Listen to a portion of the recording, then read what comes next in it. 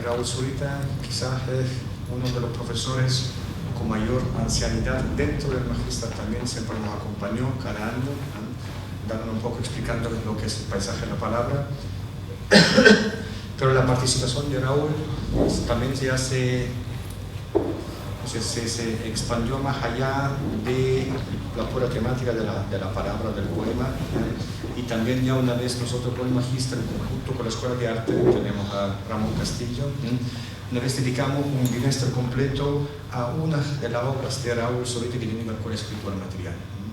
Yo creo que la persona que ya conoce a Raúl sabe que Raúl, bueno, escribió en el cielo de Nueva York, escribió en el desierto del norte de Chile, y tiene ahora esta visión también de escribir en los acantilados del norte de Chile. Entonces un poco nosotros, una vez con el Magister y conjunto con la Escuela de Arte, nos dedicamos un poco a esta visión, estudiar un poco la factibilidad, tanto conceptual cuanto técnica. Entonces igualmente ya hay una cierta relación de trabajo, de investigación en conjunto con Raúl. Entonces un poco también en esos semestres pensamos de añadir como una pieza más. Entonces un poco nos juntamos con Ramón, vimos, discutimos cuáles son las partes que quizás todavía no se tocaron, pero hay que decir que la Escuela de Arte ya hizo muchas manifestaciones, muchos eventos en conjunto con Raúl, también fue expuesto también en la biblioteca en Nicanor Parra.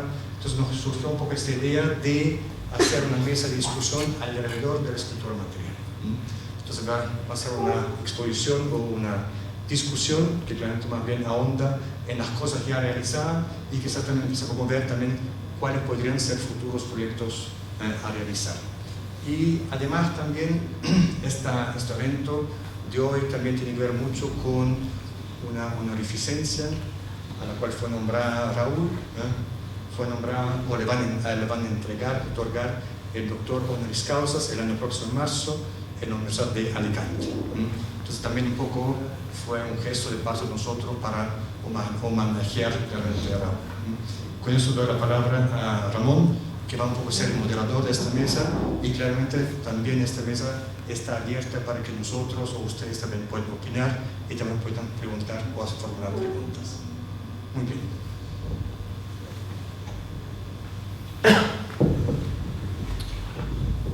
Muchas gracias, Claudio, por la invitación.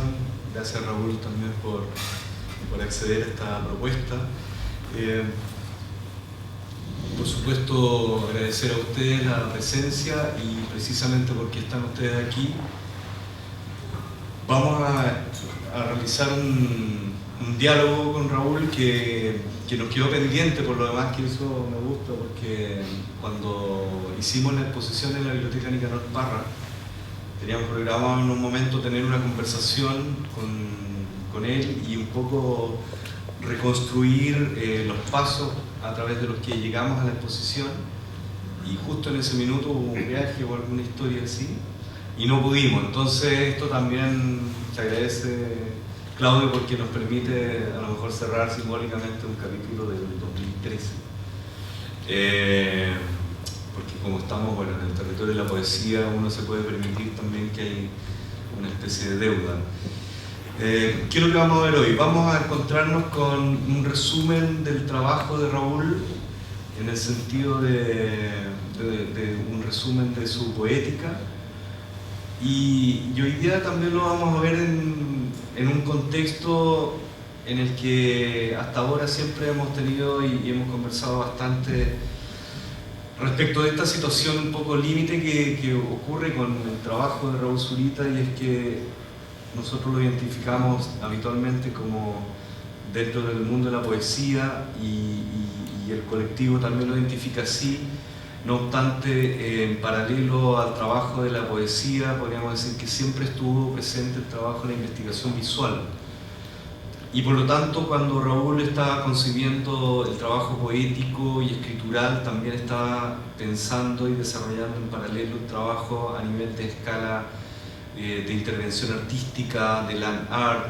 El trabajo con la performance también está muy presente en el trabajo de Raúl, y por lo tanto nos damos cuenta que estamos frente a una obra bastante compleja y completa, y en ese sentido es un privilegio para nosotros poder estar con Raúl que después los alumnos sigan también el trabajo durante el semestre con él. Tal vez para encontrarse y compartir algunas de las preguntas. Yo creo que esa es tal vez una de las misiones que tiene una universidad, compartir preguntas con alguien, y tal vez ya el estado de compartir la pregunta tiene un valor, y si además uno logra e intenta una respuesta, yo creo que eso ya tiene muchísimo mérito y justifica sin duda lo que es una universidad. De lo contrario, de verdad, no tiene sentido un espacio universitario si no es para formularnos preguntas y compartir esas preguntas. Y fue tan así cuando hicimos este proyecto y el curso el año 2012, en conjunto con Raúl, precisamente pensando, bueno, esta pregunta respecto de por qué Raúl Zurita escribe a esta escala monumental, por qué esta naturaleza de escritura que va desde aquello intangible y leve como es la escritura con humo en Nueva York, hasta esa empresa titánica que significó escribir en el desierto de Atacama, con bulldozers, con pala mecánica y con toda con una ingeniería civil ahí bastante grande. ¿Por qué acontece entonces que un poeta se escapa del formato de la hoja en blanco y comienza a expandirse y a cambiar de escala? Uno, o es porque ese proyecto escritural, desde el minuto en que va a una hoja sobre papel, ya está incluso conteniendo esa escala monumental, no lo sabemos, y yo estoy aquí ya anunciando un poco el tenor de nuestra conversación hoy día. O es que esa escritura de pronto no se satisface en la escala de un papel y necesita otro soporte. ¿Por qué se necesita otro soporte? ¿Por qué en el trabajo de Raúl hay una especie de esperanza, pero al mismo tiempo también de derrota frente a lo que puede hacer el lenguaje? Nos vamos a encontrar entonces con que la obra poética de Raúl también contiene en sí misma la crisis de la identidad, la crisis de la escritura, la crisis del habla hispana, toda la carga que ésta contiene, y por lo tanto todo eso que está en el telón de fondo del trabajo y de la obra de Raúl Zurita nos permite y nos permitió embarcarnos en un proyecto. Lo abordamos estas preguntas con los alumnos, fue increíble porque íbamos haciendo un trabajo donde Raúl y los invitados que tuvimos en ese minuto, tuvimos a Rodrigo Rojas de literatura, nos permitía Camilo Yáñez, estuvo colaborando, Sebastián de la Fuente en ese momento, y estábamos todos mirando la obra de Raúl Zurita y tratando de hacernos preguntas para poder respondernos en torno a una de las obras que quedó como encargo final, y que con muchísima insolencia, y eso me gusta también de lo que ocurre en una universidad, con absoluta insolencia nos permitimos decirle a Raúl y ahí junto con Claudio, bueno, ¿y qué pasa si pensamos que el tercer proyecto, el tríptico de este proyecto de escritura monumental, lo pensamos y lo ponderamos a nivel de universidad y de escuela y de facultad y en el magíster, y nos preguntamos si es posible o no hacer esa escritura en los acantilados? Entonces, ese es el marco de la conversación de hoy, y por lo tanto, como les digo, vamos a ir revisando lo que fue un poco el trabajo de Raúl. Va a haber momentos en que, dada la naturaleza de la conversación también, de pronto habrá lectura poética. Necesitamos sin duda también la participación de ustedes, si alguien quiere hacer una pregunta, porque esto no quiero que se convierta, y lo conversamos con Raúl, no queremos que sea tampoco una clase magistral, sino que más bien estamos pensando siempre que es una especie de clase, de aula que tiene un formato abierto y expandido. Entonces, bueno, sin más, escritura material fue el concepto que logramos encontrar con Raúl, porque era pensar por qué la escritura tiene una dimensión material.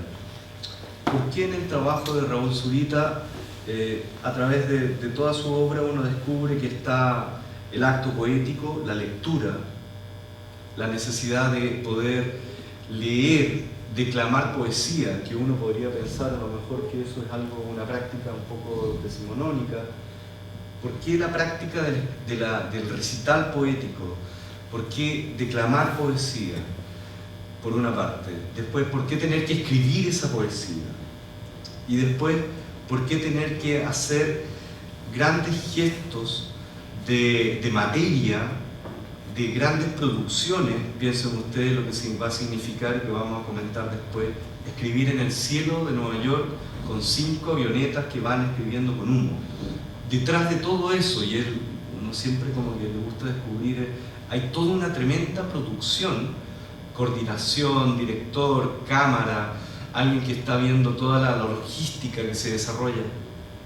¿Qué pasa ahí, Raúl, con esa escala que va desde esta escritura íntima, personal, y después vamos viendo que va creciendo y de pronto nos encontramos esto, con incluso este auditorium, pensando en tu obra y cómo poder resolver algunos aspectos materiales de tu trabajo? ¿Aló? ¿Se escucha así? ¿Funciona? Ya. Bueno, primero, muchas gracias, es un gusto.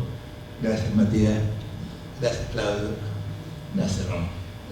Y le agradezco también la presencia de ustedes.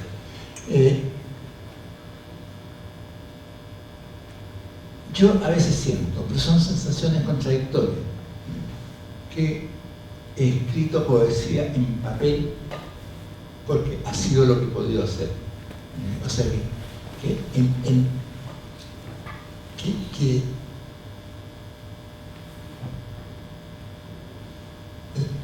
el impulso inicial era ocupar espacio, ocupar la tierra como soporte, ocupar el desierto, ocupar el cielo, ocupar el mar. Y frente a la imposibilidad de muchas cosas, terminaba escribiendo.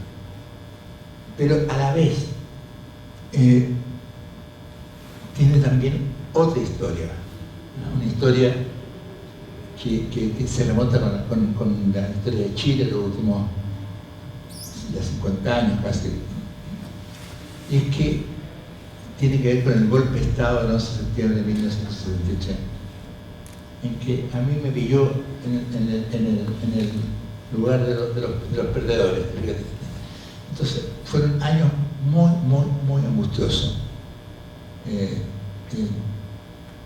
Y la única forma que yo tenía de no enloquecer, de no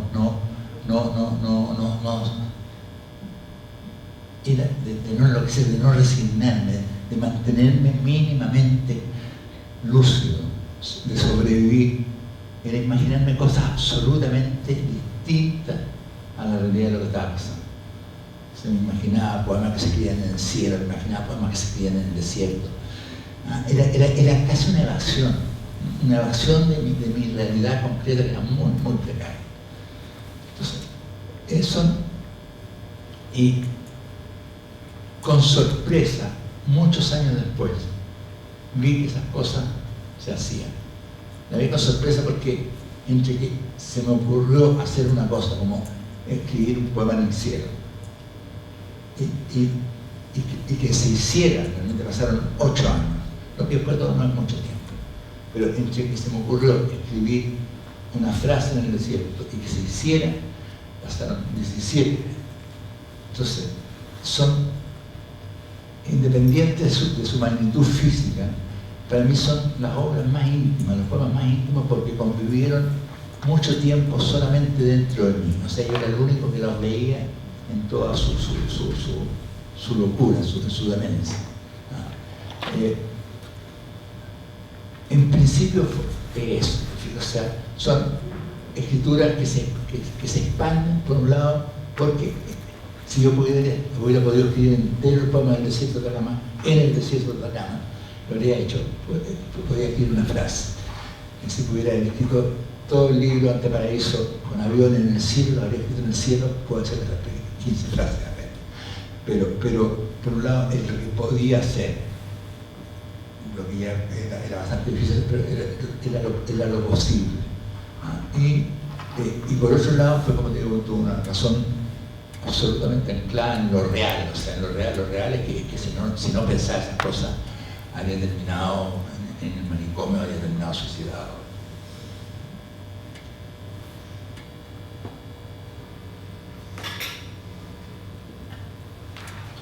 Bueno, Purgatorio es una obra que inicia precisamente todo este ciclo de trabajo y hay una imagen que planteaba Raúl en ese entonces. Ven ustedes ahí la mejilla herida de Raúl en la portada de esta publicación, que da inicio precisamente a este primer ciclo de piezas monumentales y que tienen una conclusión en una escritura de carácter ampliado, material o inmaterial al mismo tiempo. Da pie, por lo tanto, a la publicación Anteparaíso. Y en esta publicación Anteparaíso es donde ya vemos desde la portada cómo hay un registro de las nubes, precisamente del humo de los aviones, que está ilustrando la portada de la publicación. Cuando hicimos la exposición nos permitimos, y esto fue fantástico, poder recuperar, porque el asunto era cómo descubrir los estados de la materia poética de Raúl Zurita, y los estados de la materia poética incluso como si uno estuviera tratando de analizar en qué momento acontece realmente el fenómeno poético. E incluso nos fuimos a por ejemplo, a la maqueta de la publicación, es decir, cuánto había de Raúl Zurita implicado en este trabajo. Y para mi sorpresa, que fue bastante grande, Raúl había pensado en todo, tenía escrito, tenía en la maqueta, había pegado, es decir, había un control muy grande, y en ese sentido podemos ver cómo había un control del trabajo de diseño que Raúl Zurita desde un primer momento estuvo desarrollando. Con lo cual también descubrimos un asunto bien interesante. Es decir, cómo la poesía de Raúl no solo era un fenómeno que tenía que ver con una escritura y con unos ciertos contenidos a transmitir, sino que también su forma. Y en ese sentido aquí hay una publicación, y esto es muy interesante lo que ocurre, Cordilleras, que tenemos también los cuadernillos de matemática, que por cierto son todo un tema para Raúl. Uno va encontrando hasta, yo creo, la última publicación, que es Zurita, uno se encontraba también con la materia procesual y uno veía la escritura de Raúl. En la actualidad, cuando yo le pregunté a Raúl, bueno, y esta última publicación, ¿dónde están los originales? Entonces era como, ya no hay originales, también se acabaron los originales. Ahora te ocurre que algo no te sale, tú sientes que chocas contra tus propios límites, se choca contra un muro. Y eso, la sensación que yo tenía en el colegio con algún problema matemático, o sea que está, no lo lograba. Me imagino que un estudiante de arquitectura lo tiene frente al proyecto que tiene que hacer, o sea, que no hay caso, todo en ese momento se recoge, no te sale, no te resulta. Y suceden cosas que se dice que cuando tiene que irte a dormir, porque al otro día es frecuente, los realidad tienen la solución, pero no te sale. Entonces creo que en ese momento, es un momento crucial, ese momento que no te sale, y tú te encuentras literalmente con con lo que son tus límites, o sea, los límites en ti de lo decible, de lo expresable o de lo pensable. Creo que sin esos momentos no habría cultura, no habría civilización, no existiría las pirámides, no existiría Versalles, no existiría. Es ese momento ciego en que todo se recoge. Entonces, ahora, puede ser que se recoge y se recoge, no aparezca nada de eso, por supuesto, es el gran riesgo, pero si sale algo, en un momento pasa por esa ceguera total. Yo creo que eso es lo que me pasó un poco con ese poema.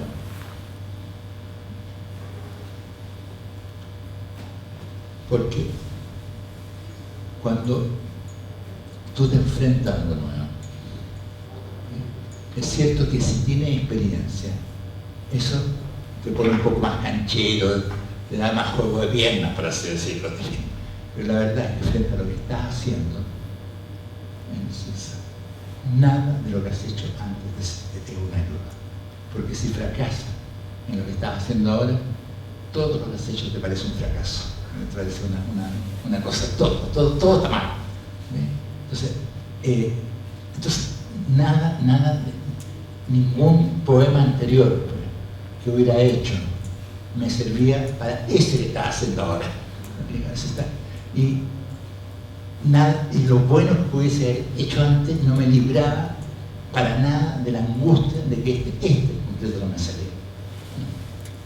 Entonces yo le pongo mucha atención y trato de transmitirlo, el valor que tiene precisamente ese momento ciego en que no te sale, no te resulta el proyecto, no soluciona el problema,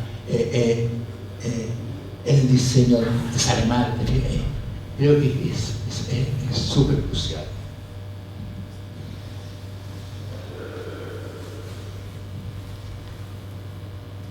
Hay unos trabajos, Raúl, que tenían que ver también a propósito de todo este despliegue que nos permitimos también en la exposición y que tenía que ver con el braille. Entonces estamos hablando de escalas muy diversas, monumentales, pero también microescalas como esta. ¿Por qué llegar a esa escritura en braille? Mira, la verdad es que aparece en un momento muy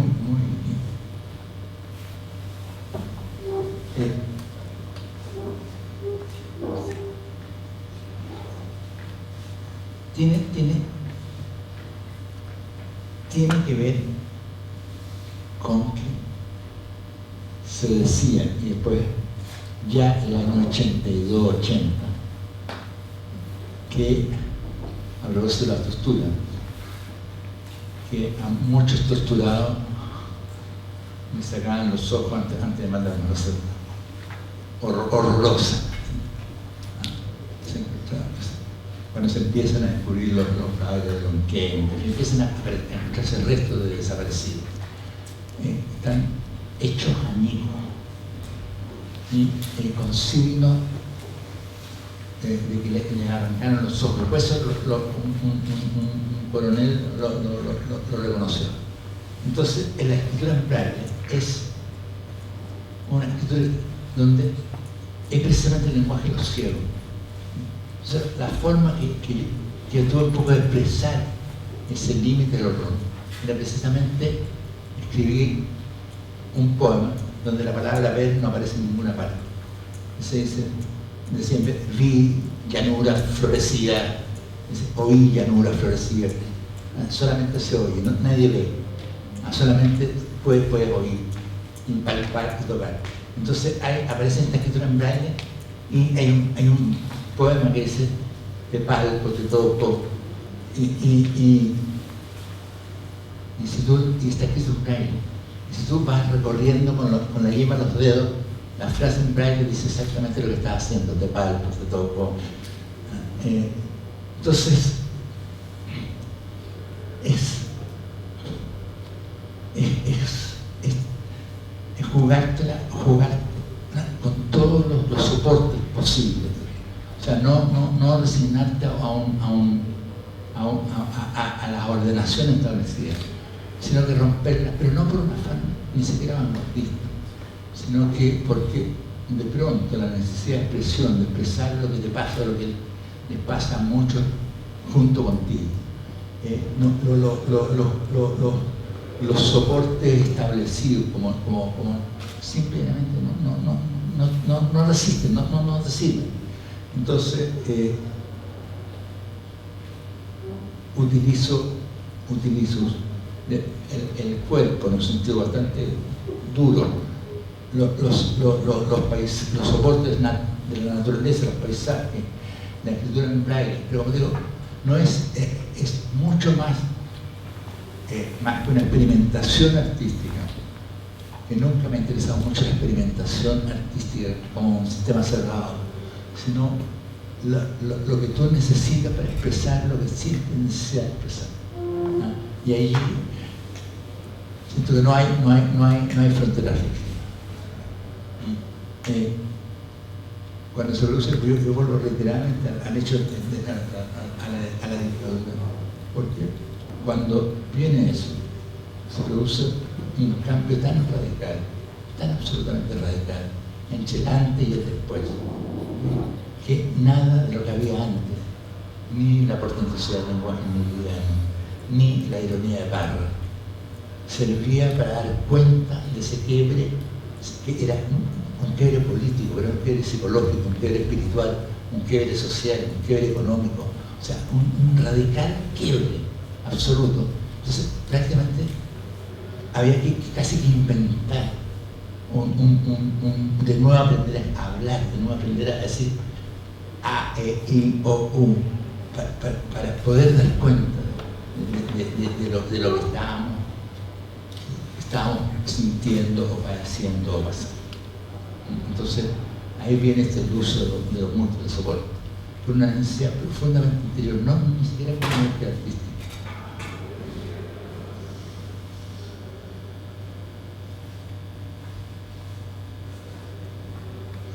Bien, el proyecto entonces, el primer gran proyecto en esta línea de escritura monumental, que es Escritura del Cielo.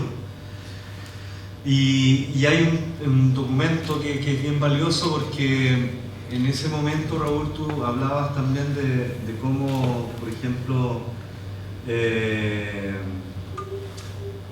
intentaba hacer una trilogía también, presentarse la escritura en Tokio, en París, en los cielos no solo de Nueva York, sino de Tokio y de París. Sí, esas cosas que quedan en el universo de la noche de tu fracaso. Ahora, ¿por qué llegamos a Nueva York? O sea, imagino que habrá respuestas obvias, pero... No, son respuestas súper concretas. Yo, se lo planteé primero, curiosamente, o sea, se lo planteé, hice llegar la inquietud de escribir un poema en el cielo a la Fuerza Aérea de China. Porque yo dije, si los mismos tipos que bombardearon la moneda son capaces de escribir un poema en el cielo, significa que el arte tiene alguna mínima posibilidad de cambiar el mundo. Por supuesto quedó sin respuesta, quedó pendiente. Entonces llegué a Nueva York porque en Nueva York se podía hacer. Y se podía hacer porque se escribía en el cielo Coca-Cola, o se escribían frases en el cielo, y averigué con gente que uno conocía que estaba allá, ya sea exiliado o estaban estudiando en Estados Unidos, dimos con quienes hacían eso. Entonces eso lo podían hacer. Y entonces lo hice con lo único que lo podían hacer. Y fue en Nueva York, y fueron 15 frases escritas en castellano, no en inglés, que se iban trazando sobre el barrio Queens. Y fue muy emocionante hacerlo. Pero tiene una variante que esto quedó para siempre incompleto. Quedó para siempre incompleto porque yo tenía la idea de que el que se lo había imaginado no lo pudiese ver, que se quedase solamente con el trazado, con la imaginación, con cómo se lo imaginaba dentro de ese mundo. Y hubo un intento de cegarse, lo hablo en tercera persona porque me cuesta lo que hace en primera persona, un intento real por cegarse, o sea, no fue una farsa, yo intenté cegarme seriamente, afortunadamente no me resultó, pero lo intenté de verdad, en el año 1980, intenté cegarme arrojándome amoníaco puro. De repente se dice que ácido, si hubiera ácido habría quedado como Frankenstein. No, fue amoníaco. Y me puse los tapes en los ojos para no tenerlo abierto mucho me lo tiraba. Pero está la fuerza del instinto, cerrar los ojos lo más fuerte que hay. Y los párpados tienen una fuerza tremenda. Y lo cerré igual. Pero me ahogué con el vapor del amoníaco. No se paré en la clínica, en la bosta igual, porque el vapor del amoníaco me ahogó, pero intenté hacerlo. Y entonces era un país extraño, era un país ocupado, tomado con toque de queda. Sin embargo, había, tal vez porque era la única expresión posible, tal vez porque no había sindicatos, no había federaciones de estudiantes, no había partidos políticos, no había absolutamente nada. Era tal la carga que tenía, que se hicieron cosas bastante radicales como experiencia, donde uno literalmente se jugaba un poco la vida, no como se la podía jugar un guerrillero, no como se la podía jugar la gente después de Frente Marxista de Juan Rodríguez, pero se jugaba la vida, se le iba la vida. Y en un momento dado estuve dispuesta a hacerlo. 2 años después viene esta escritura en el cielo y decides estas 15 frases. ¿Por qué este poema en particular y qué es lo que estás diciendo ahí también en Nueva York, que es toda una contingencia? No escribirlo en inglés, sino que en castellano. Yo me lo imaginé en castellano porque me lo imaginé como una especie de homenaje a los grupos minoritarios, que ahora ya no son ni tan minoritarios para nada. Y que en ese momento, más que ahora, eran grupos, bueno, yo, pero correspondían a los sectores más pobres, más postergados, más discriminados, hispanos, el año 1982. Ahora, las frases que escribí son un poema en realidad, o sea, no puedo explicarlas mucho, pero siento que mi Dios es hambre, mi Dios es nieve, mi Dios no, mi Dios es desengaño, mi Dios es terror, me van ocupando las frases, perdón. El cielo ha sido desde los tiempos más inmemoriales el lugar donde todas las comunidades han dirigido sus miradas porque han creído que allí están las señas de su destino. Allí han puesto sus dioses, en el fondo, su esperanza, su terror también. Entonces, se van dando una serie de palabras, mi Dios es hambre, mi Dios es nieve, que creo que de una u otra forma sintetizan, por así decirlo, o reflejan la vida que llevamos como sudamericanos. El tío es paraíso, pero también es desengaño.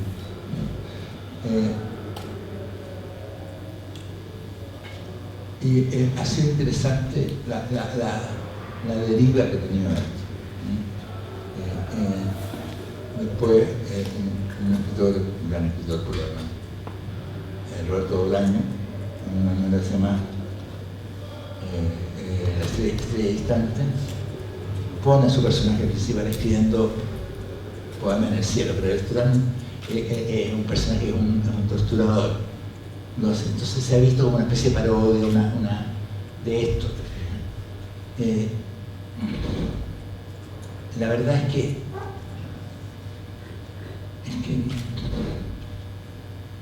yo no lo siento así, nunca lo sentí así, o sea, pero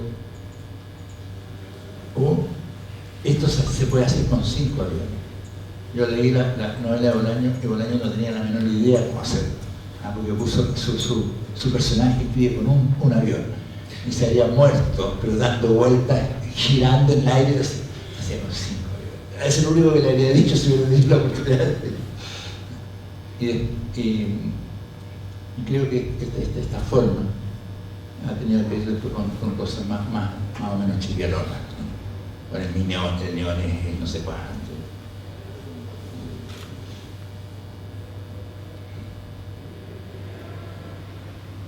Aquí vamos a ver un poquito para ver esas condiciones en que se presenta también y se realiza esta escritura.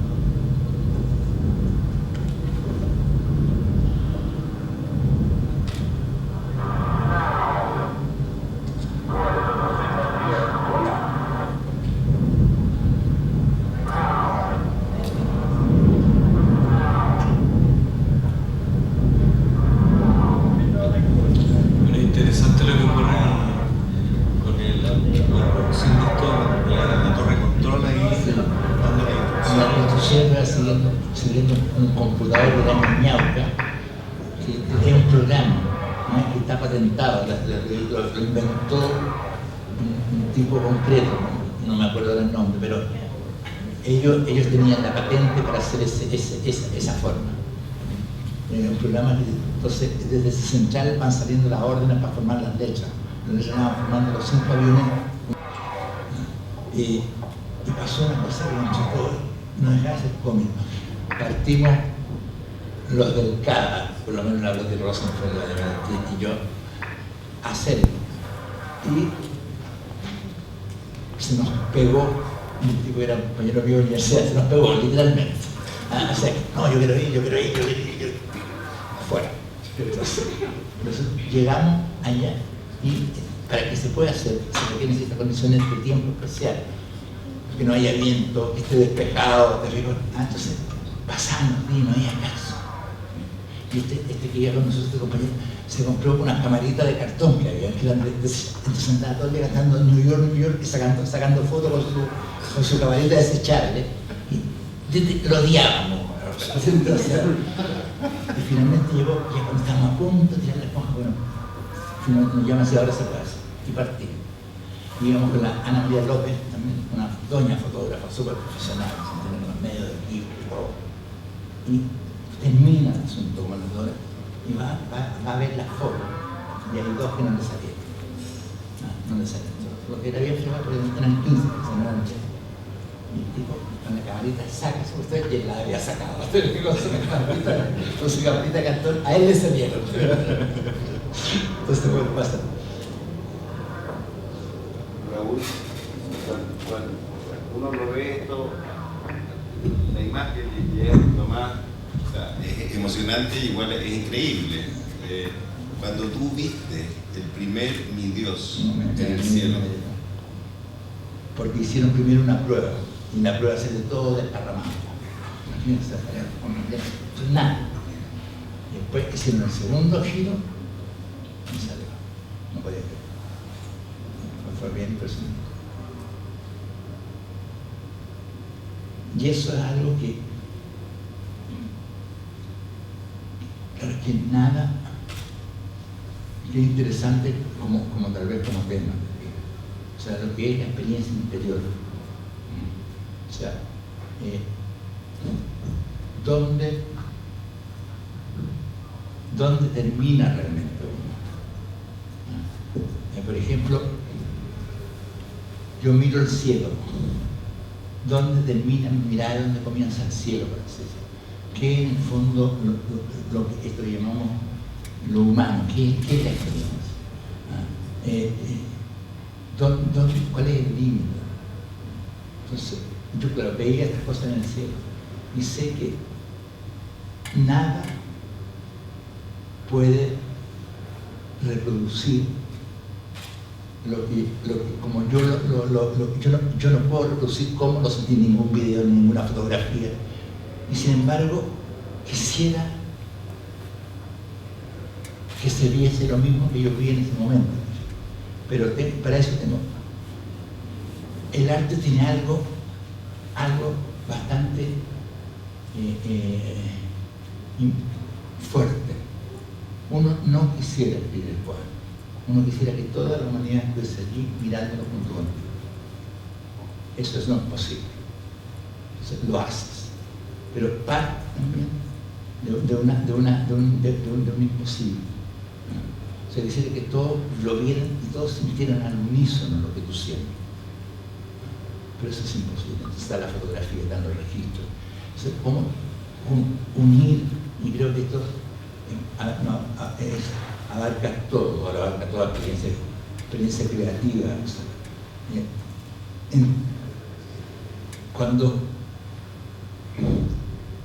¿dónde termina lo que uno está viendo y dónde comienza lo visto? Esa zona profundamente compartida que tenemos entre lo que es mundo y lo que es nosotros que observamos, que oímos, sentimos el mundo. Creo que todo lo que se entiende por paisaje humano se juega un poco en esa zona en que se mezcla tu experiencia interior, por así decirlo, y que se funde con lo que ya es el mundo fuera de ti. Pero esa zona nunca, no tiene una línea divisoria. Sus fronteras son difusas. Y si algo nos emociona es porque vemos tal vez ese mundo responde a tu mirada. Pero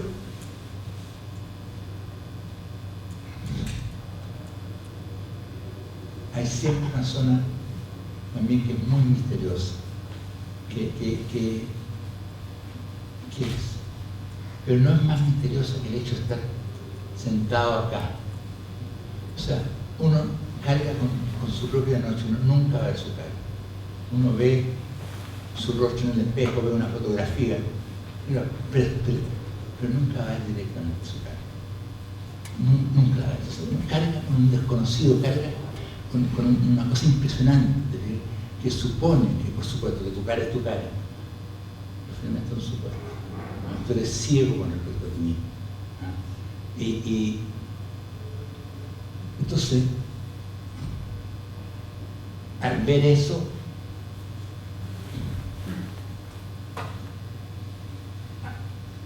al mirar, es un desconocido el que está mirando finalmente. Es un extraño a sí mismo. Y un extraño al cual el mundo en un momento dado también responde. El que está mirando es un desconocido. Es más desconocido que el que está mirando lo que está pensando. Cosas así. Bueno, de ahí está la idea del espectador también. O sea, el espectador digamos, y este es un espectador bastante... Tú fuerzas al espectador, no sé qué pasa ahí, por ejemplo, aquí hay que mirar hacia el cielo. Y es un desafío y estar en estas condiciones, y después, bueno, tenemos la oportunidad de verlo en un registro video. Supone una mirada, pero posteriormente en la vida nueva hay otro desafío, y ese espectador solitario ahora ya no mira hacia el cielo, sino que tiene que mirar hacia abajo. Mirar hacia abajo, la escritura en el desierto. Y aquí pasó algo que fue distinto en términos también como de proyecto. Si lo de Nueva York, cierto, fue en un colectivo y pensado en sus detalles también, acá hubo una situación interesante en el sentido de que fue una pieza por encargo y a distancia. Tú estabas agregado cultural en ese entonces. No vi cuando se hacía. ¿Qué pasó con eso No también? elegí el terreno. ¿Ah? Porque había estado tanto tiempo pensando. Cuando se abrió la posibilidad real de hacerlo, yo no podía creer. Y pensaba que en cualquier momento se iba a ir al diablo y no se iba a poder hacer. Entonces me mantuve, no soportaba estar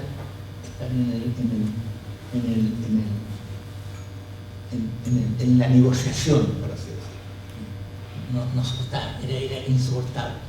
Entonces, quienes lo hicieron físicamente fueron fundamentalmente 3 personas.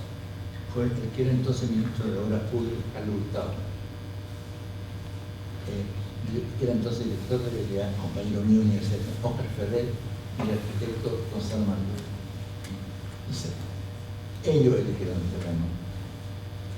Ellos consiguieron cómo se podía financiar. Ellos hablaron con los pintores, que gracias a ellos se pudo financiar, porque donaron las obras, y si no entonces yo lo he hecho. Y fue también muy fuerte con lo mío.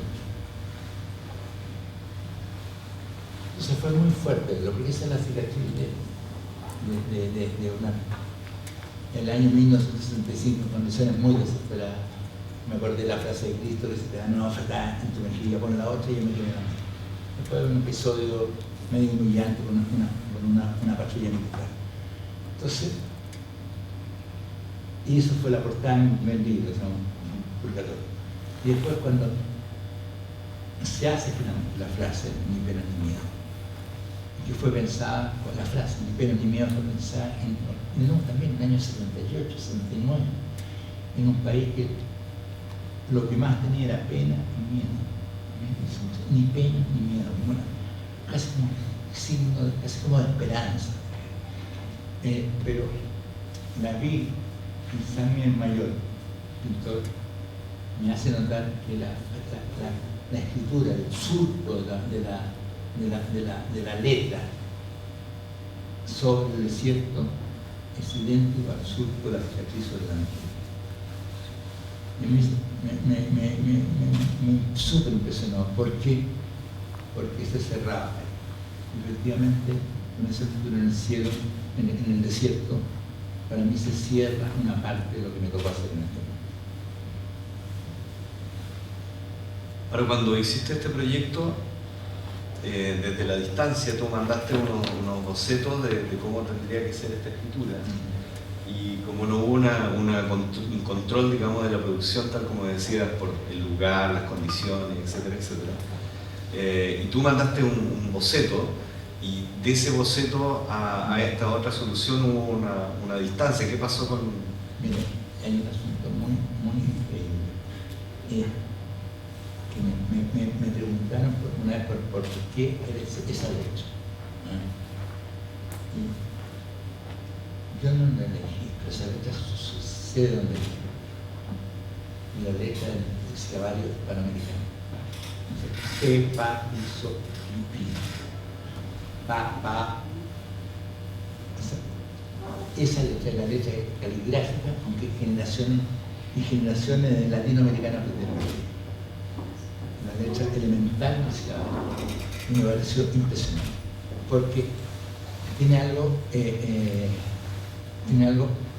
infantil, o incluso hasta casi algo ingenuo, pero es tan arbitrario como cualquier otra tipografía. Es tan arbitrario como cualquier otra tipografía, con la diferencia que esa tipografía está cargada por la mirada de miles y millones de seres humanos. O sea, en cientos años más,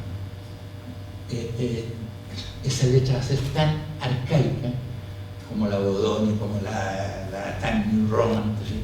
Entonces, son 3.100 kilómetros, de 3.100 metros, y la letra es exactamente la letra de, aunque, como digo, aunque generaciones y generaciones de latinoamericanos aprendieron a escribir y aprendieron a leer. Y esa es la carga. Ahora, los fenómenos estéticos también siempre están atravesados por cuestiones técnicas muy concretas. Tú comentabas en su momento que también había una razón técnica para hacer esa tipografía, que, digamos, tiene una dimensión simbólica, ¿cierto?, que esta situación del silabario, pero también hay una razón práctica, y tiene que ver precisamente con las máquinas, en este caso con los bulldozers, para hacer la escritura. Sí, claro, se hizo con bulldozer, y tengo entendido que hay un término que lo llamamos los rectos. Ahora, el trabajo de tipografía, de topografía, tomó su buen tiempo. Entonces, no sé, yo digo, mientras estaba haciendo, yo no quería verlo, o sea,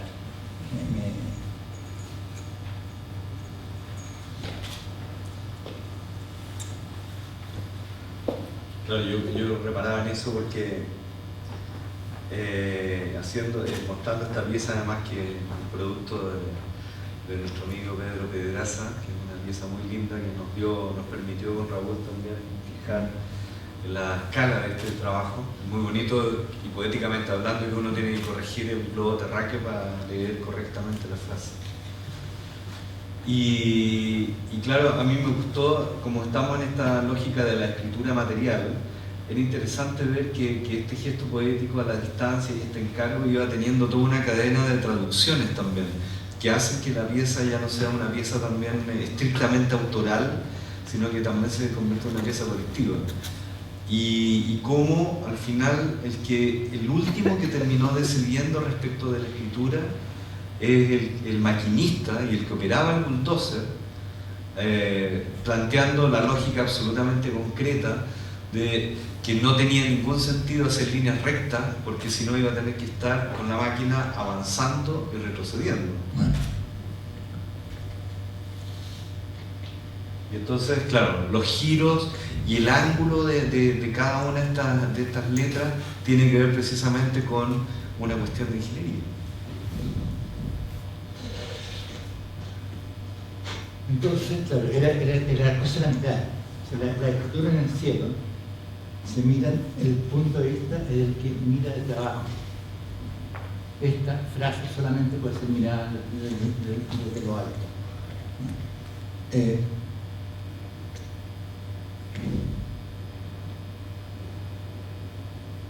Porque no alcanza a acercarse, ahí está en un valle, por así decirlo, en medio del desierto, entre unos cerros muy altos. Pero así te sube al cerro y ves solamente una parte.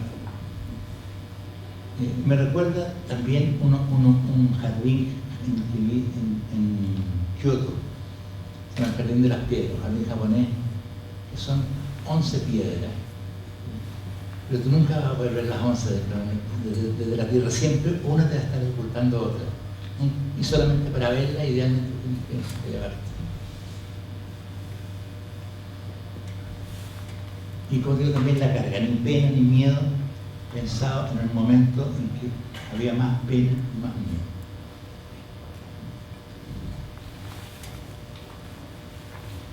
Estamos viendo el ancho, imagínense 40 metros, o sea, uno está en medio de la alameda y todavía te falta espacio. Por eso también es esa paradoja de que la palabra y digamos como que el deseo de comunicación es tan grande que al final también se torna imposible de leer, no se hace legible. Ahora se ha asociado con el andar. Yo no comparto. Creo que el andar se ha asociado con el andar. El andar es la forma que en Estados Unidos tomó el arte abstracto. Y la relación con los paisajes no pasa en mi caso por Cristo, pasa por Pablo Neruda. Entonces, es por supuesto una discusión que no tiene mucho sentido, pero yo no me defino como un artista visual. O sea, provengo de la poesía. Entonces, estos son frases, son escritos que ocupan los escenarios, los macro escenarios, por así decirlo. Pero son escritos, o sea, Frank Stella hizo unos círculos en el cielo, para mí no tendría sentido.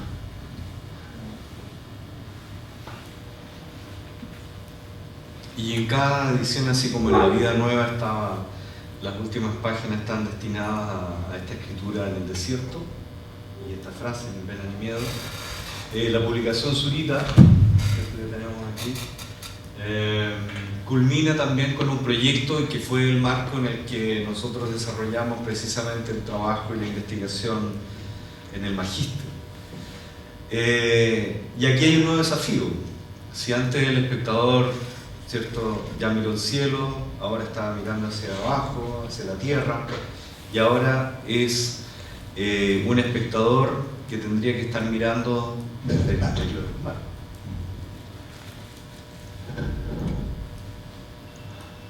Me imaginé la historia es un poco la siguiente.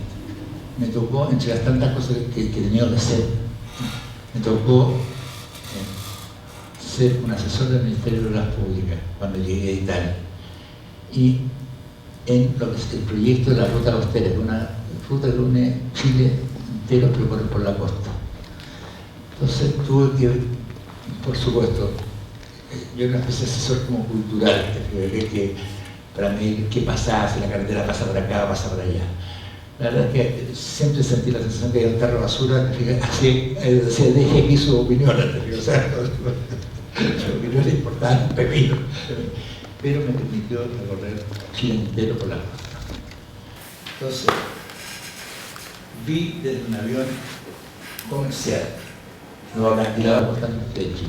Eso fue en el año 1995. Los vi de lejos. Me parece absolutamente impresionante. O sea, es una costa sobrepoblada. O sea, son estos paredones que caen, pero a pique, donde termina el desierto y comienza el Pacífico.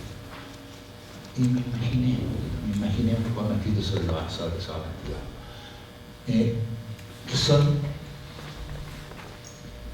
22 frases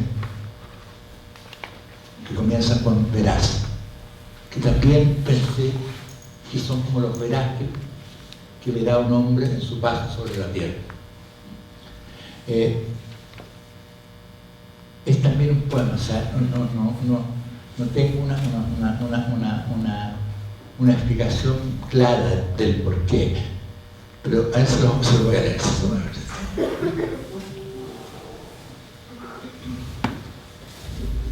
Inscripciones frente al mar, verás un mar de piedras, verás margaritas en el mar, verás un dios de hambre, verás la, verás un país crecer, verás cuerpos doblándose, verás el mar en las puntas, verás esfumados ríos, verás acantilados de agua, verás amores en fuga, verás nevadas muertas, verás imborrables ratas, verás el alba, verás soldados en el alba, verás el desierto, verás auroras como sangre, verás sueños en fuga, verás flotas alejándose, verás cielos en fuga, verás que se va, verás no ver y llorarás.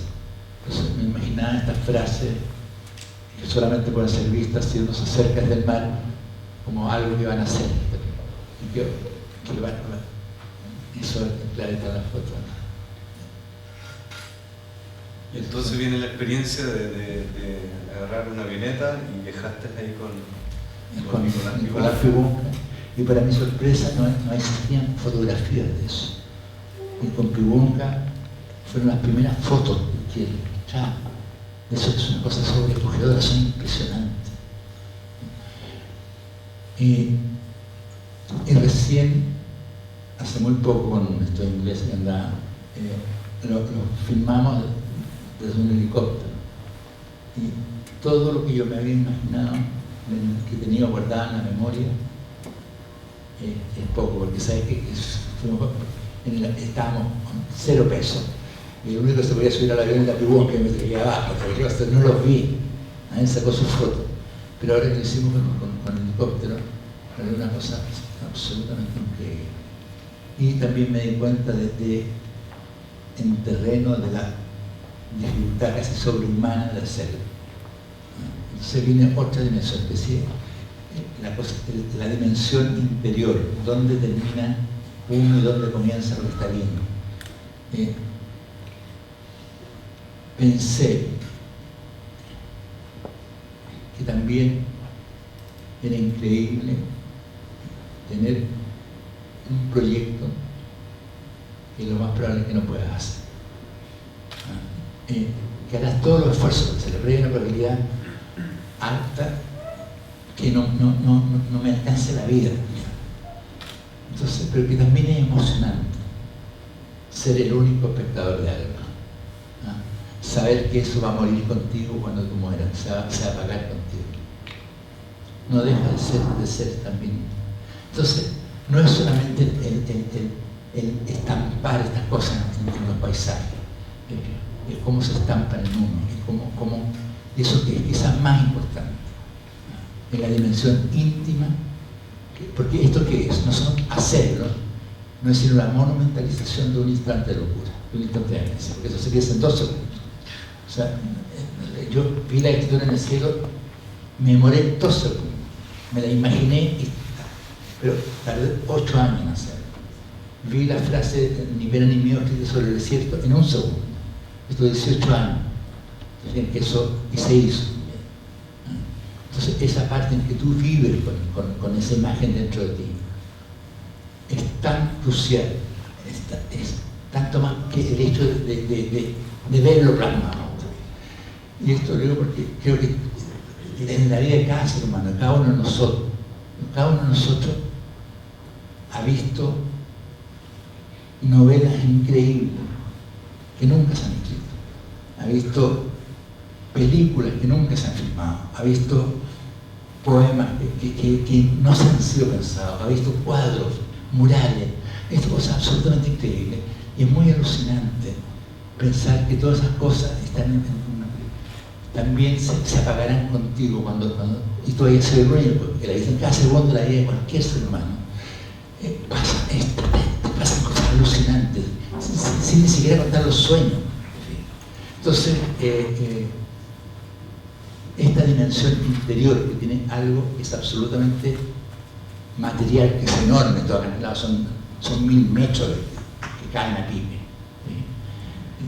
Tienen una dimensión que es absolutamente íntima, que solamente viven, por así decirlo, hablando palabras romanas, viven en tu corazón, viven en tu mente. Y eso creo que es importante, no para mí en particular, sino esa dimensión interior es importante para todo ser humano. ¿No? Todo ser humano es un artista increíble, fabuloso. En el CAA, un manifiesto que escribí yo para el CAA, se llama Sudamérica, yo puse eso, puse que cada hombre, por el solo hecho de intentar ampliar su espacio de vida, aunque sea solo con la mente, es una artista, no es una idea tan original tampoco, es arranca el romanticismo, pero carnalmente es concreto, o sea, tú puedes crear solo con la mente. Y esa será la experiencia de millones de seres humanos. Entonces, el contraste entre lo íntimo y lo absolutamente externo, como pueden ser unos paredones cayendo al mar, es la parte que a mí más me apasiona. Pero tal vez también porque tengo 64 años, porque las cosas se van haciendo más, se van acortando los plazos. Ahora, en ese intento hubo unos bocetos que son bastante inéditos y a ustedes les va a llamar la atención, que además Raúl empezó a desarrollar este trabajo y para poder visualizar de qué se trataba esta magnitud, porque claro, técnicamente cómo se desarrolla una escritura en esos acantilados que por lo demás no son necesariamente rectos, sino que tienen ángulos, cómo se llega ahí, etcétera, etcétera. Y entonces Raúl tiene unos dibujos que son bien interesantes a mi juicio. Tú lo imaginas como una especie de... Imaginar al principio como cuadro, pero es totalmente imposible. Ahora la única forma de hacerlo son con frases sobrepuestas, ancladas. Pero al principio me lo imaginé como cuadro, como una gran galería de arte, con los acantilados como y estas frases no van una de las otras, sino que van a lo largo. O sea, es un trayecto que se... Vean ustedes, hay 500 metros entre gran papel, no sé, escritura que está planteado ahí. Cada volumen tiene que ver casi con, no sé, 300 metros. Ahora, vi unos acantilados más humanos, que son los acantilados que están cerca de Antofagasta. Esos tienen por 50 o 60 metros. No, claudicar, así que se ponía la escala más pequeña. La escala más pequeña, ¿verdad? Mira, nunca hay que escupir para el cielo, ¿verdad? Ahí sí que es posible hacerlo. Tiene una escala mucho más, pero claro, como vi lo otro del helicóptero después, también vi eso del helicóptero de los chiquititos, son perfectos. Sí. ¿Ah? Igual costaría, pero eso es mucho más, eso es mucho más manejable. Y finalmente lo que hubo, lo más cercano a esto, ¿cierto?, fue esta sobreposición que aparece precisamente en las últimas páginas del libro Zurita. Claro, es una sobreposición brutal, pero yo no pretendí simular nada. O sea, claramente es una frase sobrepuesta a lo acantilado. Era un hambre. Y como había una imposibilidad contenida en este proyecto, y nosotros empezamos a socializarlo con los alumnos, porque piensen ustedes que era objeto de pensar con los alumnos qué solución se le daba, qué técnica se iba a utilizar, y que vamos a ver ahora un poco algunas de esas soluciones. En qué materia, con luz, con guano, hay unas ideas con guano, incluso con cemento. Raúl quería saber, por ejemplo, cuánto cuesta si se hacen letras en cemento. ¿Te acuerdas? Sí. Y hubo un alumno precisamente del magíster que fue a cotizar, imagínense la ferretería cotizando cantidad de volúmenes de letras imaginadas. Y solo en cemento salían 8 millones de dólares. En cemento. Y sin todavía pensar cómo llegabas con el cemento allá, que era otro problema, la logística. Entonces, lo interesante que se empezaba, o sea, partimos, como les dije al principio, con una buena intención de, Raúl, nosotros te ayudamos a pensar, y después nos embarcamos también en una imposible, y llegamos a puntos de no resolución, porque bueno, ¿qué hacemos? ¿Tiene sentido o no tiene sentido? Porque también ahí pasa eso que está comentando Raúl. Bueno, ¿tiene sentido que sigamos pensando esto o no? ¿Se justifica solo y se valida en una reflexión universitaria? ¿Lo hacemos o no lo hacemos o es absurdo? ¿Ah? Y entonces estábamos en esta reflexión, y ahí fue fantástico cómo sale al camino una alternativa. Y digo alternativa porque muy lúcidamente en ese momento Fernando Prats propone una solución y dice: ¿y qué pasa si en vez de estar pensando en los acantilados, lo que propongo es papeles ahumados, en donde Raúl puede escribir esas 22 frases en estos papeles ahumados, de tal modo que incluso hay un reencuentro con el humo de las primeras piezas que tiene que ver con la escritura en el cielo. Entonces fue interesante porque aquí yo hablamos con Raúl de un efecto poético colateral, porque es otro artista intentando dar y ofrecer una respuesta ante un imposible. Entonces fue interesante porque aquí, por ejemplo, nos estamos permitiendo ver una imagen con la que toda la facultad está soñando, que es el espacio de Salvador Sanfuentes, donde van a estar, ¿cierto?, esos ansiados y anhelados talleres.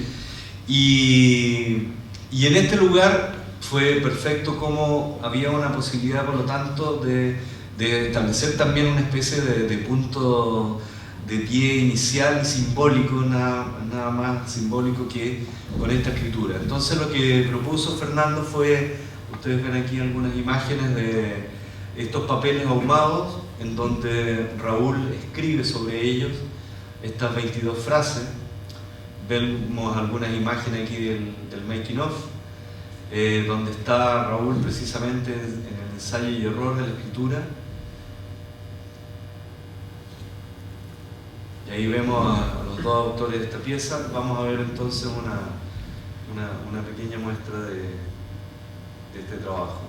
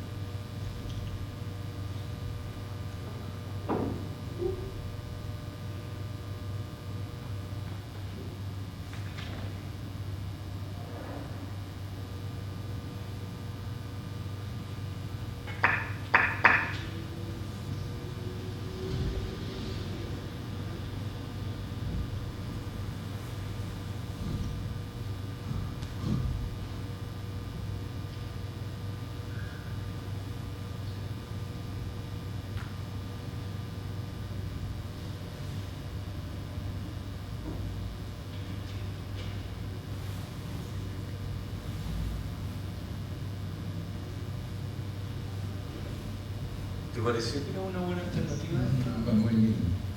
¿Eh? Esa es otra obra, fue Esa es preciosa. otra obra.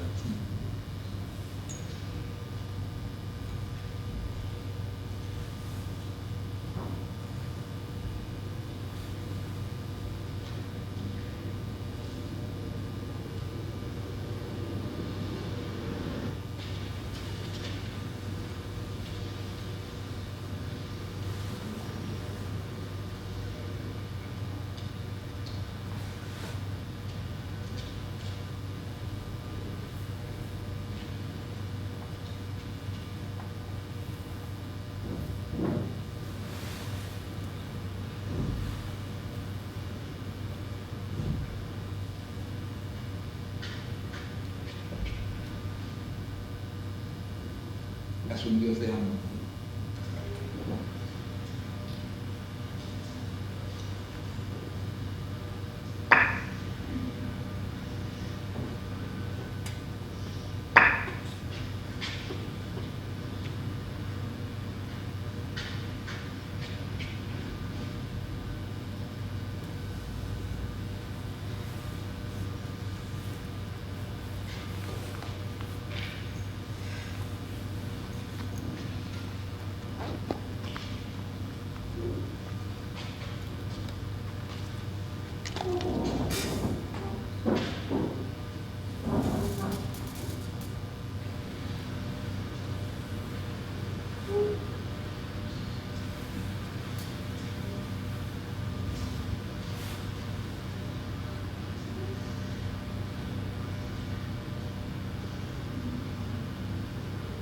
Verás un mar de piedras, verás margaritas en el mar, verás un Dios de hambre, verás el hambre, verás un país desierto, verás esfumados ríos, verás amores en furia, verás cumbres, verás el mar en las cumbres, verás imborrables erratas, verás el alma, verás soldados en el alma, verás auroras como sangre, verás borradas flores, verás flotas alejanas, verás las nieves del fin, verás ciudades de agua, verás que se va, verás no ver y llorarás.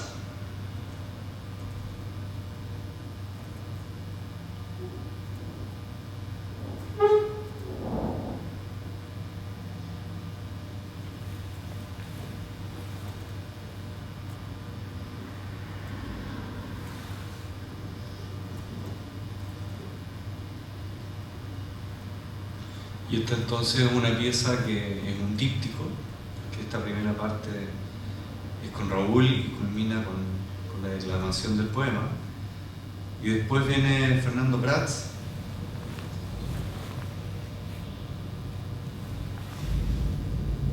quien propuso, ante esta imposibilidad de la escritura, dijo: ¿y qué pasa si por efecto de la naturaleza, y en este caso por las alas de paloma, se empieza progresivamente a borrar esa escritura? Es decir, y lo que planteaba Fernando, es que eso que plantea Raúl Zurita es imposible. Y como es imposible, lo que yo voy a proponer es que se puede escribir, pero en realidad también se puede borrar y puede desaparecer.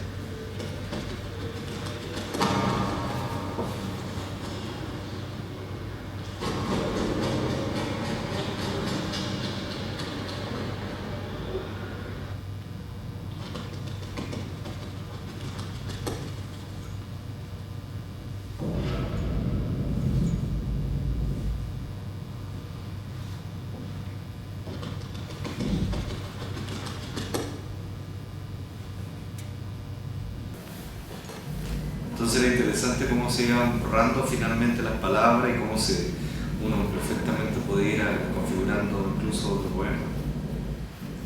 Verás amores en fuga, verás cumbres, verás el mar en las cumbres, verás imborrables erratas, verás el alma, verás soldados en el alma, verás auroras como sangre, verás borradas flores, verás flotas alejándose, verás las nieves del fin, verás ciudades de agua, verás cielos en fuga, verás que se va, verás no ver y llorarás.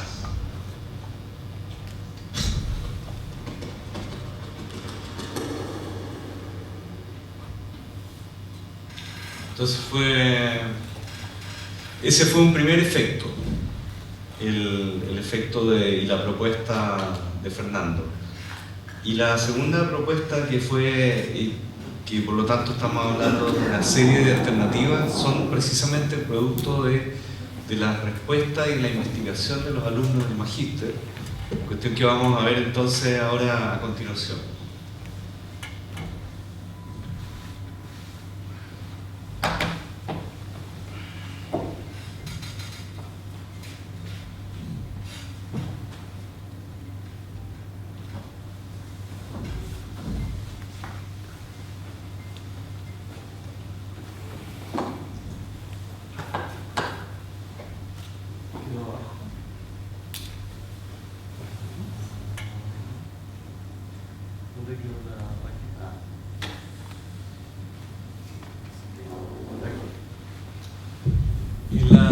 En la web del Magíster ustedes pueden encontrar que está el resumen, y esto es bien impresionante, y con lo cual felicito nuevamente a Claudio, a Pedro, que han estado, a Andrés también, San Martín, que han trabajado pero muy profesionalmente, y de verdad nos instalan una tarea como facultad, de hecho, porque yo encuentro que esto es como lo que uno debería tener como escuela, ¿no? Así que aprovecho de hacer un aviso ahí hacia Ricardo, porque es muy completo, porque de verdad es un material que nos permite al día de hoy revisar, por ejemplo, y darnos el gusto de conjunto con Raúl, por ejemplo, ver distintas alternativas.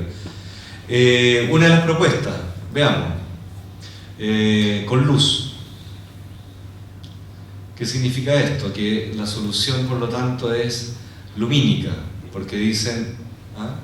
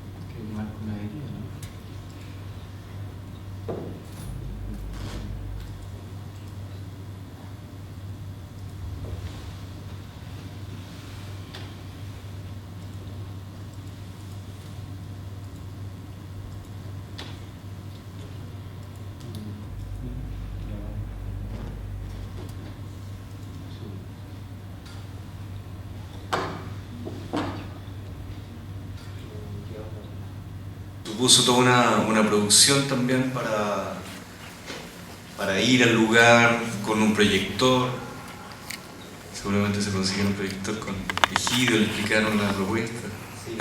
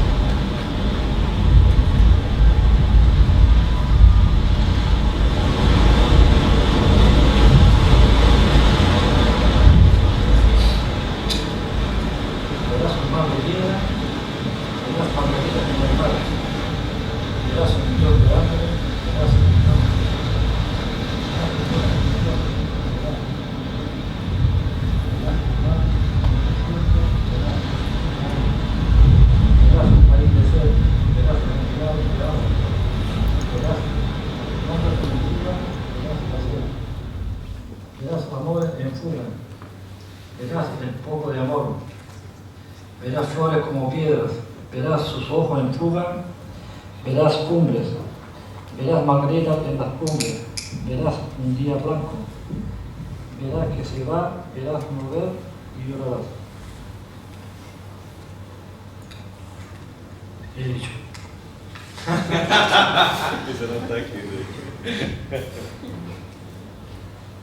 Bueno, eso.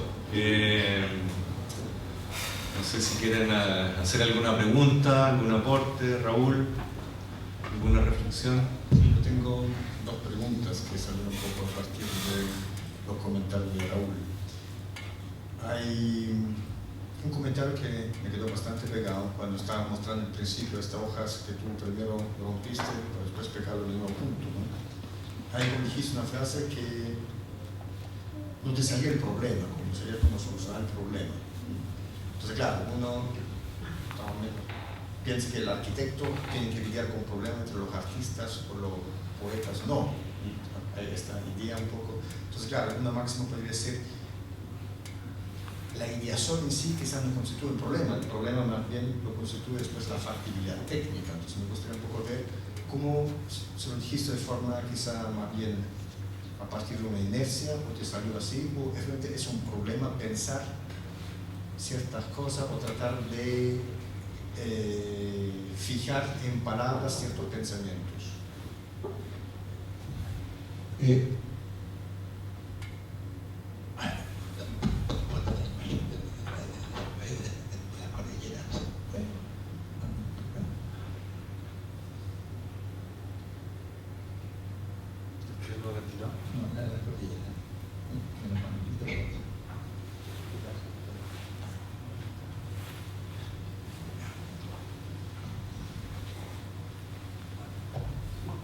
Perdón, un segundo, te quiero...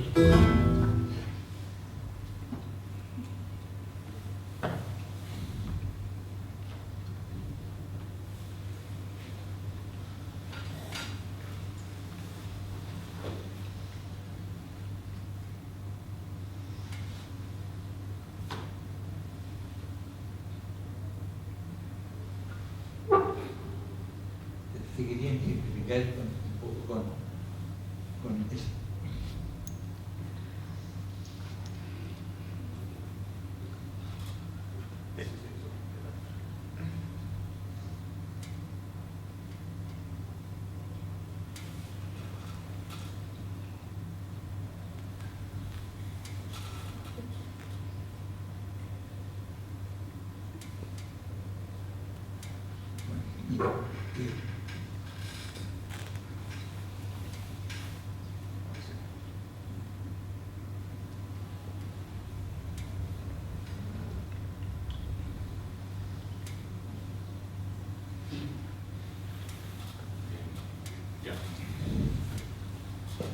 Ahí, el hecho de haber roto esos manuscritos, frente a la sensación de que no podía, de que no resultaba, no me salía.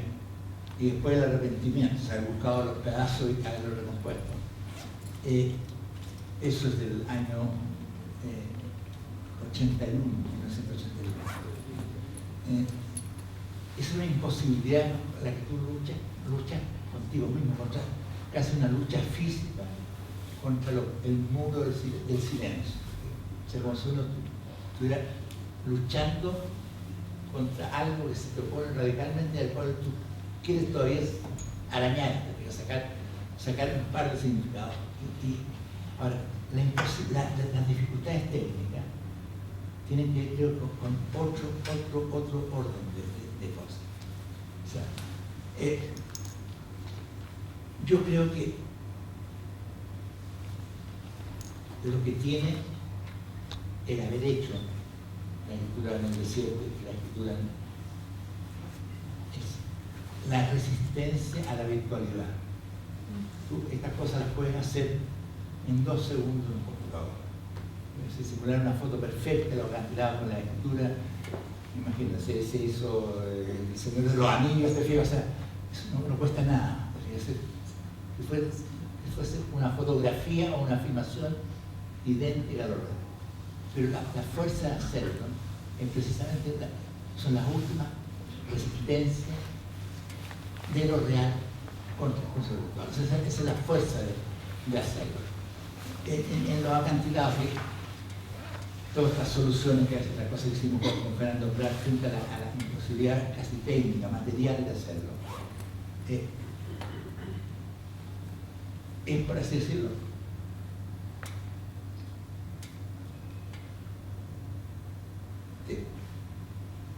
es una... Leyendo Stein, creo que tenía una frase que decía: si se puede hacer, ¿para qué hacerlo? Si se puede, ya estamos listos. O sea, no hay más que usarlo. O sea, alguna vez se inventará alguna forma, pero el pensar en la dificultad viene como un segundo después. Un segundo, la dificultad material. La dificultad inicial, la más sorda, la más absoluta, es aquella que tú te estás tratando de responder a algo para el cual todavía no tienes la pregunta. No está la pregunta, estás respondiendo a algo, pero mientras cuando tú tienes una dificultad técnica, material, de hacer algo, tú sabes la respuesta.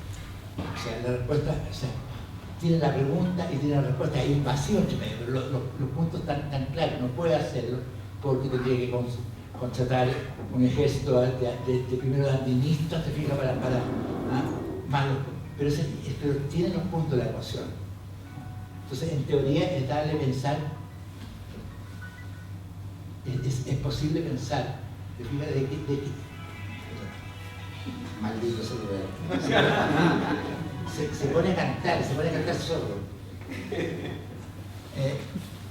Tú tienes los términos de la ecuación, o sea, tú puedes pensar que 100 años alguien puede ser una forma de hacerlo, una letra busca liviana, en fin, pero sabe,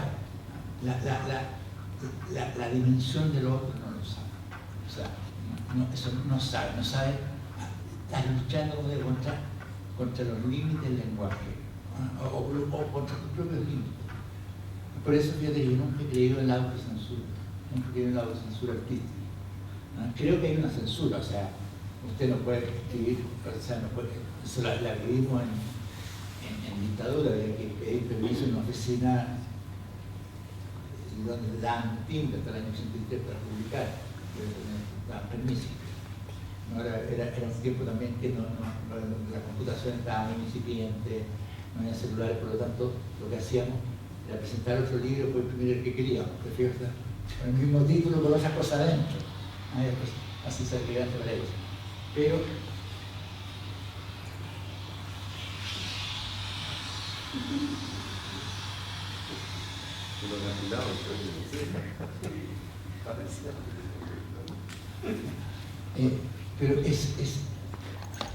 pero la dificultad, por decirlo, metafísica, que te pone en el origen casi del mundo del auto, frente al cual tú respondes a algo, pero que y en general son respuestas a preguntas que a lo mejor no se han sido populares para él.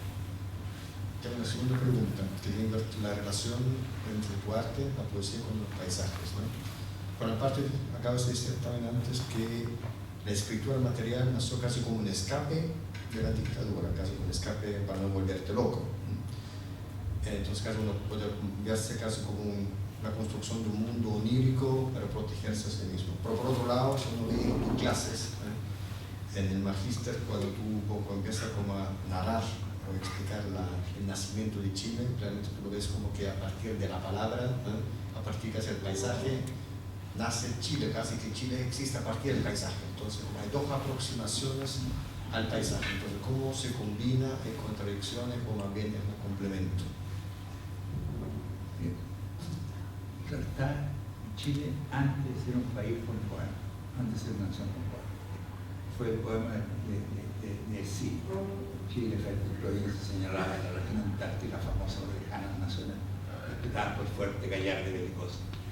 Ese poema es impresionante porque no figuraba ni en el mapa. El poema ya está diciendo que por lejanas naciones respetadas. Apenas recién empezaba a insinuarse algo como la costa sudamericana. Entonces, mi relación con los paisajes pasa por esa historia. Pasa por la historia de un país que primero fue un canto, que primero fue un poema, y donde los paisajes nacen de una manera muy impresionante. El paisaje, la palabra paisaje en realidad es bastante tardía, o sea, aparece en el siglo XVIII. Pero cuando Ercilla escribe la Araucana, los paisajes es aquello que se opone al avance de la conquista. O sea, son esos bosques que impiden que los conquistadores avancen, ríos que no pueden cruzar, bosques impenetrables. Entonces,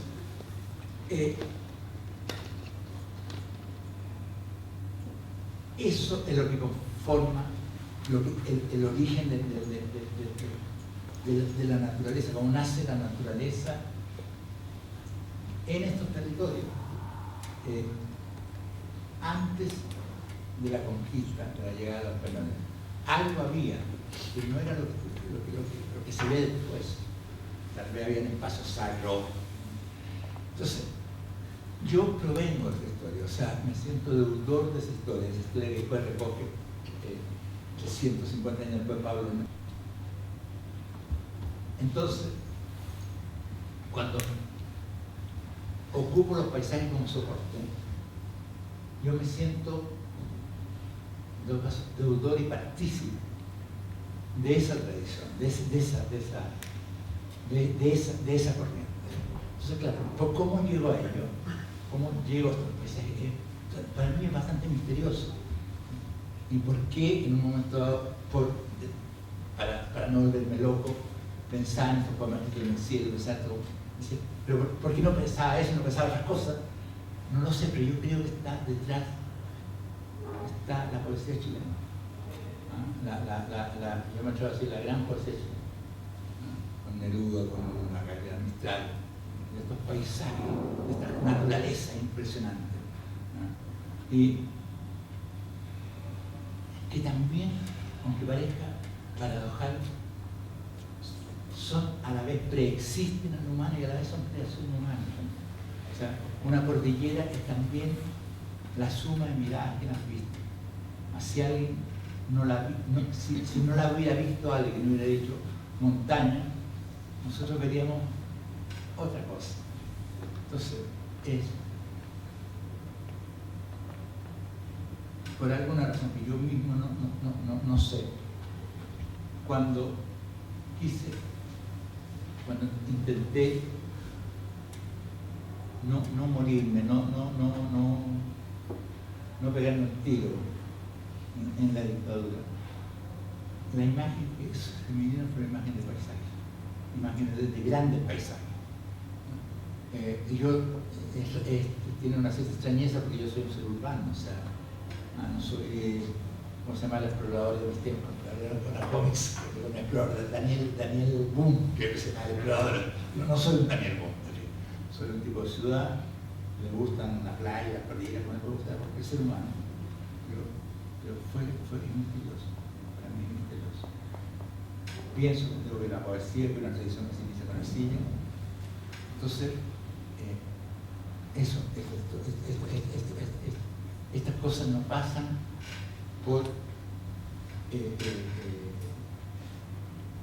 pasan por una historia que es nuestra, por una lengua que es nuestra, porque que es el castellano, el español, la historia de una poesía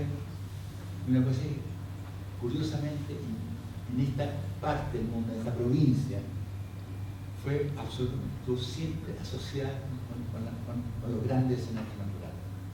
A diferencia de otras poesías, a diferencia de la poesía peruana, que es extraordinaria, porque donde no aparecen teniendo todo lo que tienen. La naturaleza está como enterrada, está como acallada. Sé que no es una buena explicación, pero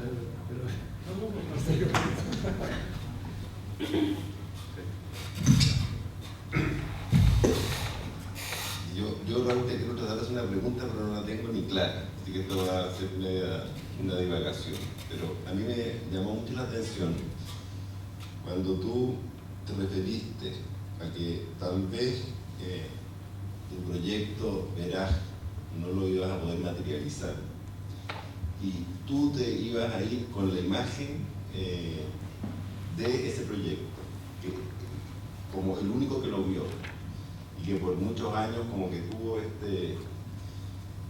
esta única imagen.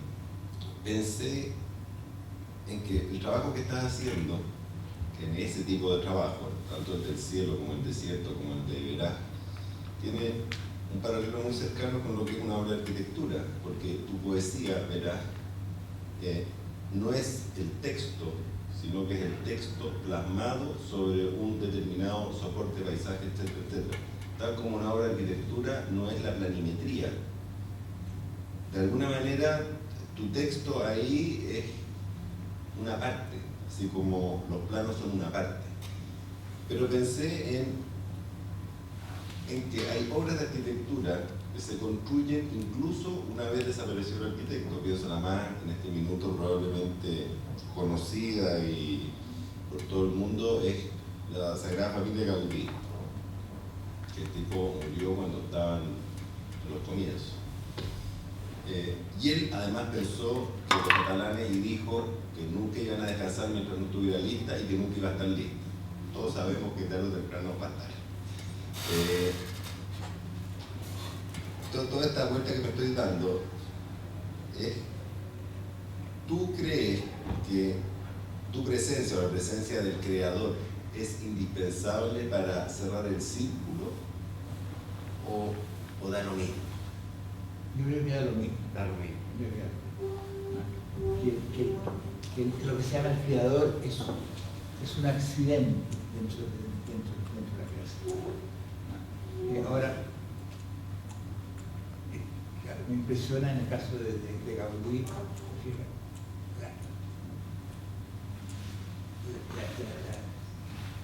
a mí no me gustan el pórtico de Achate, me encuentro que tratan de imitarlo y no lo imiten, no se deciden hacer independiente o hacer Gaudí, pero miren, yo creo que cada vez creo más de la idea de autor. ¿Qué es eso que de pronto te ocupa y te hace hablar en una lengua que no es exactamente la que usas para ir a comprar pan? Es extraño.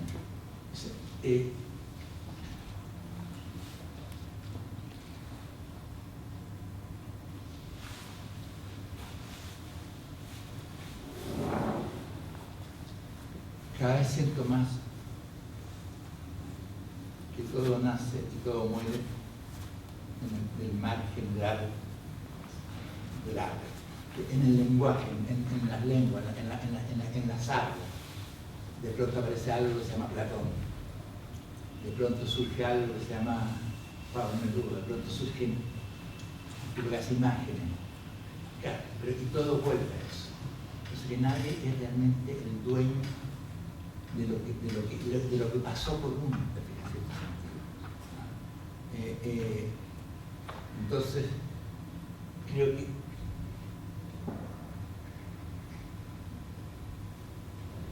esta como la que en el desierto, o sea, importa un pepino que un tal Zulita aquí es un tal que no tiene ninguna importancia, o sea, todos los nombres finalmente son abstracciones. ¿Qué es Neruda? Cuando decimos Neruda, es un concepto. Lo real de Neruda son los 20 poemas de amor. Platón es un concepto, Leonardo da Vinci es un concepto, son abstracciones. Miguel Ángel es una abstracción, lo real es la Capilla Sistina. Entonces, cuando tú te enfrentas a una obra, esa obra te puede cambiar la vida. Me puede caer encima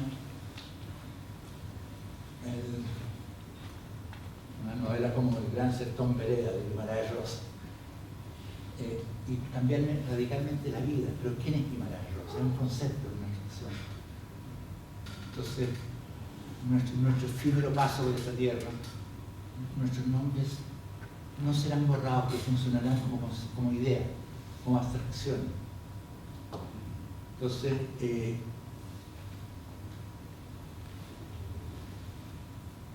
en el caso de lo que llamamos arte, lo real son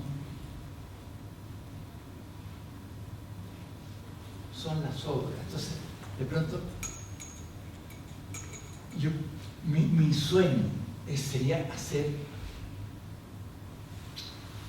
de mí mismo, que cada ser humano, voy a hacer dos cosas. Creo que la tarea del arte no era hacer obras de arte. La tarea del arte era hacer de la vida una obra de arte, y de cada ser humano una humanidad. Y eso ha sido un fracaso absoluto. Y que todo aquello que nosotros denominamos arte, todo aquello que llena los museos, las bibliotecas, las librerías, son como los restos de una batalla gigantesca que se ha perdido, son como las ruinas que han quedado. O sea, el juicio final no quiso ser el juicio final. El juicio final quiso que la potencia que hay allí fuese la potencia humana en los seres que la miran, o sea, que los seres que la miran fueran la obra, no la obra.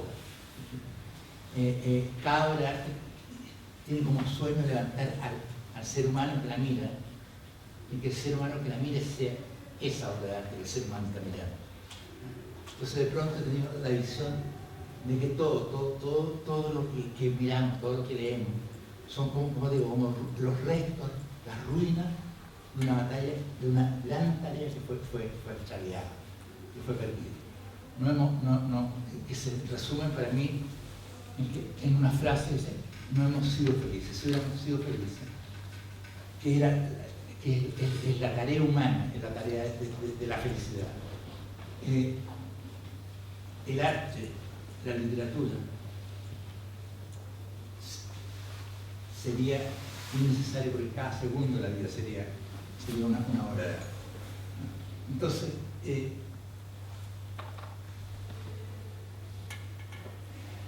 mi mirada es doble. O sea, ¿por qué estas cosas? ¿Por qué romper un manuscrito y pegarse? Porque tú sabes que hay algo más. Hay algo más que está extraviado. Hay algo que a lo mejor no estuvo, que lo más probable es que no haya estado nunca. Pero hay algo más, algo más. Y si se pierde ese algo más,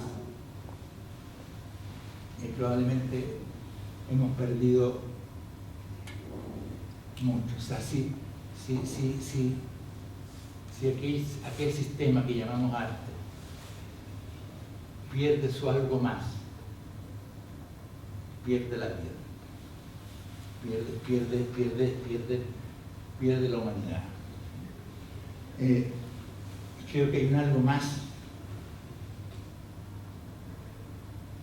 no solamente por citar el nombre, no solamente en un Kandinsky o en un Rubor, un Kokoschka, sino que hay un algo más en Joseph Kosuth también. Hay un algo más, y ese algo más es el que le hace sentir, aunque eso es casi inexplicable.